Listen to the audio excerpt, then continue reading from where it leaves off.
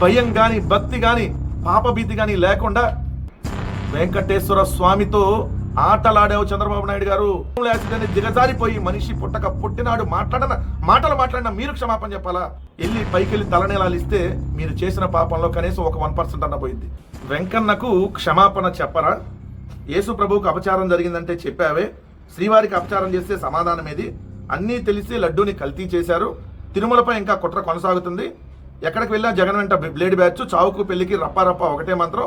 YCP ఆయనలో పెను విధ్వంసం. మేము వచ్చాక రాష్ట్రాన్ని గాడిలో పెట్టాం. ఉగాదికి 3 లక్షల గృహాలు ఇస్తాం. వెంకన్నకు క్షమాపణ చెప్పాలి. ఎవరు చెప్పాలి? తిరుమల వెంకటేశ్వర స్వామి లడ్డూలో పంది కొవ్వన్న వ్యక్తి చెప్పాలి క్షమాపణ. ముఖ్యమంత్రి నువ్వు చెప్పాలి క్షమాపణ. సిగ్గు శరం కొంచెమన్నా ఉంటే క్షమాపణ చెప్పాలి. తిరుమల లడ్డులో జంతు కొవ్వు, గొడ్డు కొవ్వు, పంది కొవ్వు, ఆవు నూనె, చేప నూనె, బాత్రూంలో యాసిడ్లు అని చెప్పి మనిషి పుట్టినవాడు ఎవడు మాట్లాడిన మాటలు మాట్లాడావు.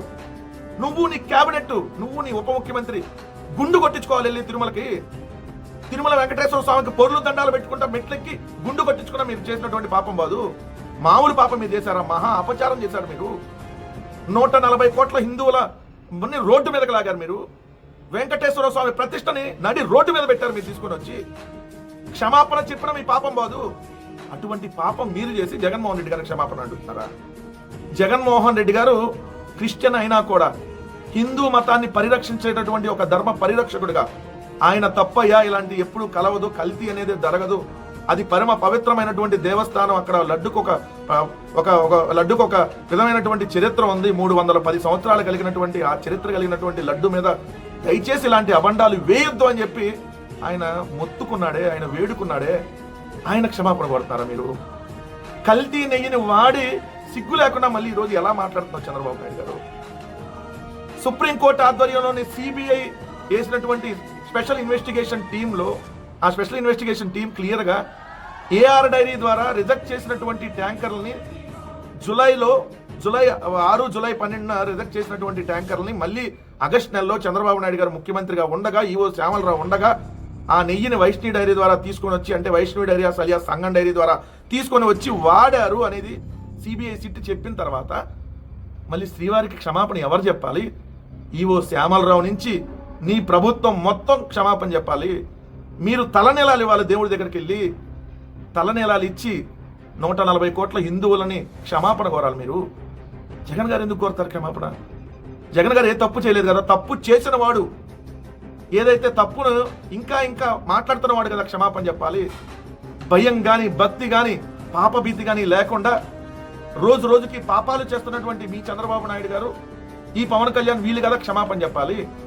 అసెంబ్లీ సాక్షిగా పచ్చి అబద్ధాలు, కొత్త అబద్ధాలని ఏదైతే చెప్పడం, కళ్ళార్పకుండా చెప్పడం చంద్రబాబు నాయుడు గారు స్పెషాలిటీ.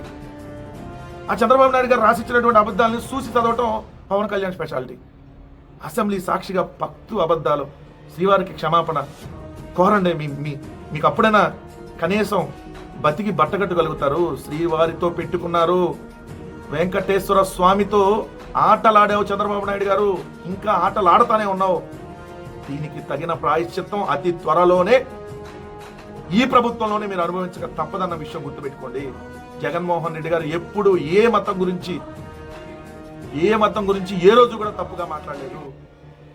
140 కోట్ల హిందువుల మనోభావాలను గాయపరిచింది మీరు. అలా చేయొద్దు, అలాంటి మాటలు మాట్లాడొద్దన్నారు జగన్మోహన్ రెడ్డి గారు. మాట్లాడొద్దన్నాడు, క్షమాపణ చెప్పాలా? మాట్లాడి రోజుకి బాత్రూంలో యాసిడ్ అని దిగజారిపోయి మనిషి పుట్టినాడు మాటలు మాట్లాడిన మీరు క్షమాపణ చెప్పాలా? ప్రజలు కూడా ఆలోచించమని చెబుతున్నా. వెంకటేశ్వర స్వామికి క్షమాపణ చెప్పినా మీరు చేసిన పాపం పోదు.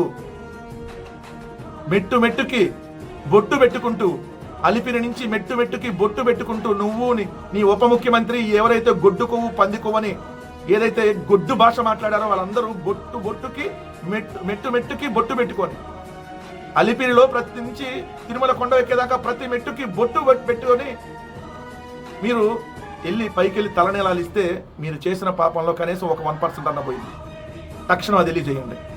ఇంకా రోజుకి అబద్ధాలని చెప్పి, ఇంకా హిందూ మత ప్రతిష్టని దిగజార్చొద్దని చెప్పి ఈ ముఖ్యమంత్రికి, ఈ ప్రభుత్వానికి చెప్తా ఉన్నాం.